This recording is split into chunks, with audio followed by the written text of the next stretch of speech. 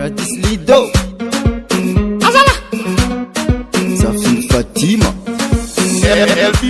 Ela naitako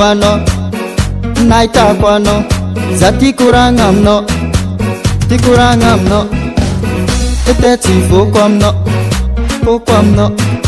Buti kizawa amno Karabisku ni dia vitarete Ifoko amno Puti tortoro Izawa amno Zata vela amnaze Tavela amnaze Zati mate amnaze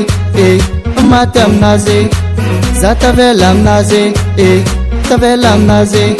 Zati mate amnaze mate amnaze Mahita anjely za tsy maintsy botike Mahita viavy tsara za taveleke Anao viavy tsara mendriky karikaregna Anao viavy mangitry mendriky somsomegna. Je m'appelle Radis Lido. Tu connais pas ma vie mon frère. Anao zam rekireky Fonaka aminao tiako ny fasety Foko ny fasety Za tavela amnaze Tavela amnaze Za ti maty amnaze Maty amnaze Za tavela amnaze Tavela amnaze Za ti maty amnaze maty amnaze Zengelema, zengele, zengelema, zengele, zengelema, Za tavela amnaze, tavela amnaze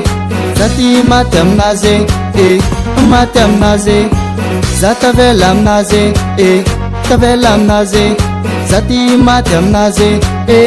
maty amnaze Chambela kumande reke ano cho wazululu Chambela kumande sele ano cho rusululu Za tavela amnaze, tavela amnaze Za ti maty amnaze, maty amnaze Za tavela amnaze, tavela amnaze Za ti maty amnaze, maty amnaze Za tavela amnaze, tavela amnaze Za ti maty amnaze, maty amnaze Zengelema, zengelema, Za tavela amnaze,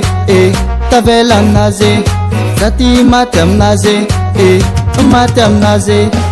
Za tavela amnaze, tavela amnaze Za ti maty amnaze, maty amnaze. Yes, Bogo City.